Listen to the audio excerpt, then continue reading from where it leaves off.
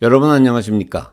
미국의 정치, 경제, 사회 각 분야의 이슈들을 정리해보는 미국 속으로 오늘은 공교롭게도 팬데믹 일주기가 되는 날 바이든 대통령이 서명함으로써 공식적으로 효력이 발생한 미국 구조계획법안의 핵심 사안을 정리해보도록 하겠습니다. 3차 재난지원법안 혹은 3차 경기부양법안 등으로 불리는 미국 구조계획법안의 정식 명칭은 American Rescue Plan Act입니다.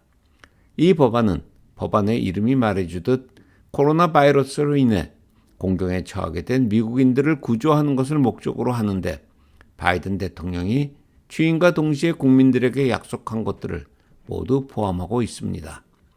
따라서 민주당은 이 법안을 2월 27일 하원에서 일단 통과시킨 후 불과 2주 안에 대통령이 서명할 수 있도록 상원의 수정안 통과와 그 수정안에 대한 하원의 승인 절차를 속전속결로 처리하였습니다.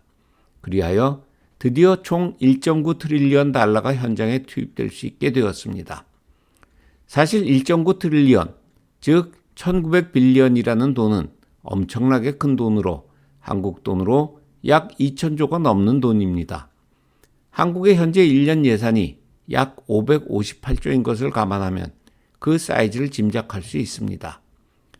공화당 소속 의원들은 상원 통틀어서 단 한 명도 이 법안에 찬성하지 않았는데 그들이 반대한 이유는 1.9 트릴리언 달러의 사용처 안에 코로나19와 직접 관련이 있는 항목은 단 9%뿐이고 나머지는 퍼주기식 사회복지 프로그램이라는 것이었습니다.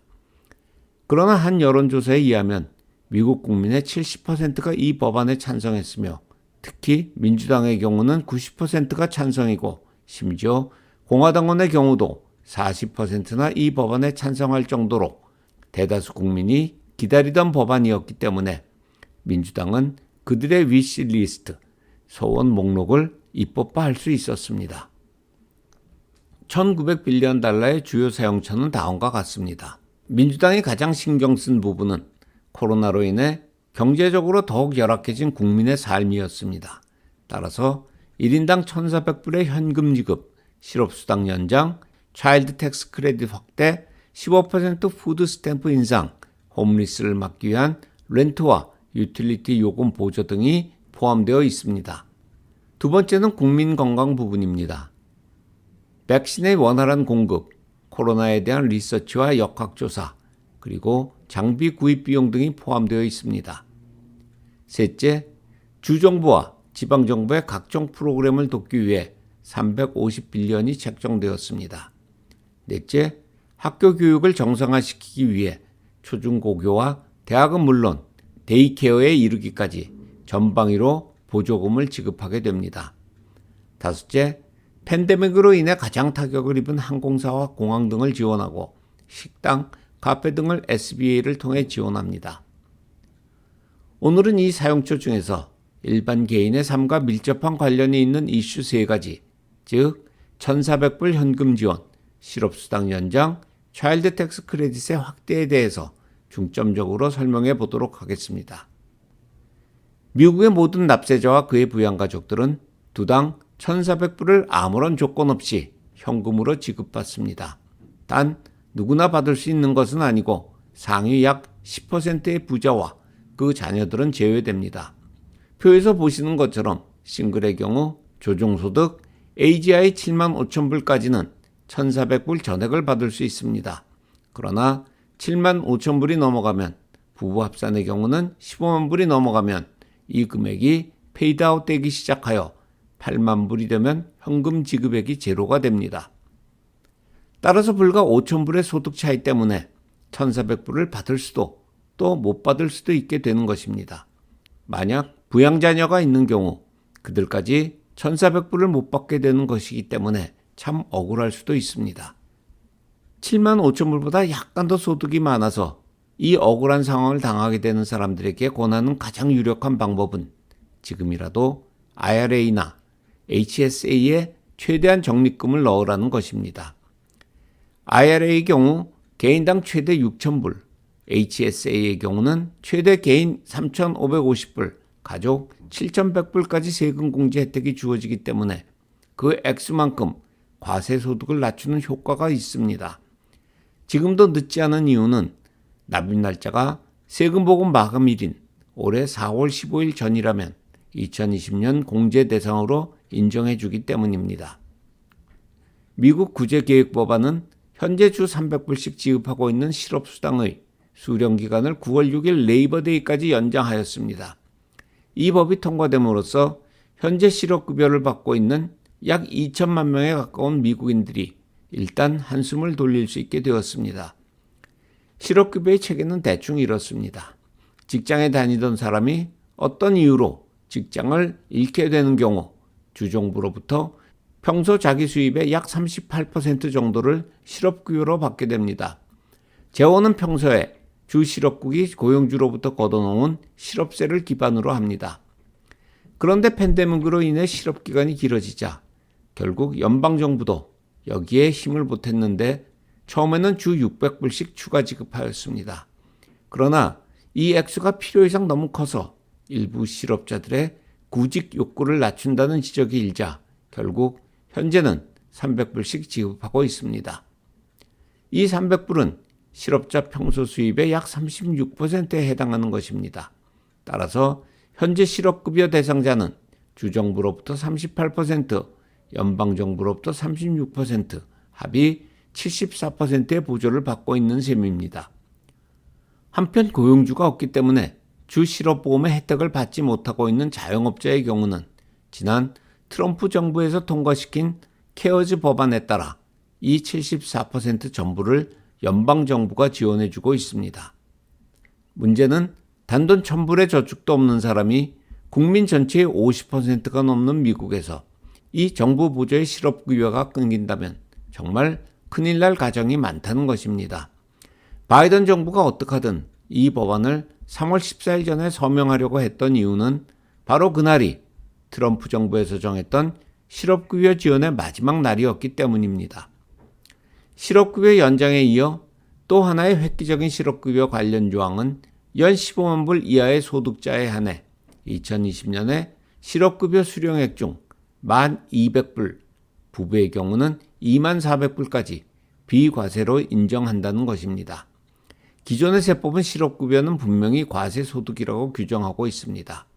그러나 한푼이 아쉬운 실업자들이 자신이 받는 실업급여가 과세소득이라는 사실에도 불구하고 일단 쓰고 보았을 것입니다. 이런 사정을 감안하여 이번 구조계획법안은 실업급여 중 일부를 비과세 처리하기로 한 것입니다. 문제는 이 법이 2020년 세금보고가 한창 진행되고 있는 가운데 나왔다는 것입니다. 올해는 특히 경제적으로 어려운 가정이 많아져서 환급을 빨리 받기 위해 평소보다 세금 보고를 빨리 한 사람들이 많습니다. 저만 해도 지난번 영상에서 밀린 스티뮬러스 책과 3차 스티뮬러스 책을 빨리 받기 위해서라도 서둘러 세금 보고할 것을 권장했었습니다. 그런데 전혀 예기치 못했던 새로운 세제 혜택 조항이 나왔으니 기존의 세법에 따라 일을 진행하고 있던 IRS, 소프트웨어 개발사, 회계사, 심지어 납세자들까지 당황할 수밖에 없게 되었습니다. 일단은 앞으로 IRS가 이 문제를 어떤 식으로 풀어갈지 좀 지켜보아야 할 것 같습니다. 제일 좋은 해결책은 IRS에서 스스로 모든 납세자의 보고 서류를 검토하여 추가 환급을 해주는 것입니다. 그런데 과연 이 제일 바쁜 시기에 IRS에 그런 여력이 있을지 저는 잘 모르겠습니다. 만약 그것이 불가능하다면 결국 해당 납세자들이 폼 1040X를 사용해서 이미 제출한 서류를 수정하는 것이 정답입니다. 물론 번거로운 절차이기는 하지만 생각보다 그렇게 어렵지 않고 또 다행히 지난번에 언급했던 e-파일 소프트웨어를 통해서도 1040X를 제출할 수 있기 때문에 쉽게 정정할 수 있을 것입니다. 그러나 수정 기간이 세금 보고한 날로부터 3년이나 되기 때문에 특별히 돈에 급한 분이 아니라면 IRS에서 최종 안내문이 나올 때까지 좀 상황을 지켜보는 것이 좋을 듯 싶습니다. 그리고 이번에 변경된 세법이 스테이트 인컴 텍스에 미칠 영향 또한 귀추가 주목됩니다. 과연 주정부 역시 연방정부의 결정을 따라갈 것인지 아니면 관행대로 실업급여 전부를 과세 대상으로 삼을 것인지 이것은 전적으로 각 주정부의 결정에 달려 있습니다. 그동안 연방세법은 자녀가 있는 가정의 생활비가 더 들 수밖에 없는 점을 고려하여 세금 보고를 통해서 17세 미만의 자녀에게는 2,000불의 리펀더블 크레딧을 부여해 왔습니다. 그런데 이번에 통과된 구조기획법안은 이 크레딧을 확대하였습니다. 즉 연 7만 5천 불, 부부의 경우 15만 불 이하의 가정에 한해서 6세 미만에게는 3,600불의 크레딧이 6세부터 17세 미만에게는 3,000불의 크레딧이 주어지게 되었습니다. 더욱이 이 법안이 획기적인 것은 통상 크레딧이란 것은 새해가 되어 세금 보고할 때 주어지는 것이지만 이번 법안은 이 크레딧을 앞당겨서 미리 사용할 수 있게 해주었다는 것입니다. 그것도 월 페이먼트의 형식으로 말입니다. 따라서 앞으로 이 항목에 해당되는 가정은 자녀 한 명당 나이에 따라 7월부터 12월까지 월 250불에서 300불까지 선지급받게 되었습니다. 물론 정확한 정산은 내년 세금 보고 기간에 다시 하게 될 것입니다. 공화당의 불만은 이 법의 혜택이 현실적으로는 자녀가 많은 저소득층 가정인 마이너리티 인종들에게 주로 돌아가게 될 것인데 민주당이 이들에게 너무 온정을 베풀어서 오히려 그들을 게으르게 만들고 있다는 것입니다. 그러나 민주당의 시각은 전혀 다릅니다.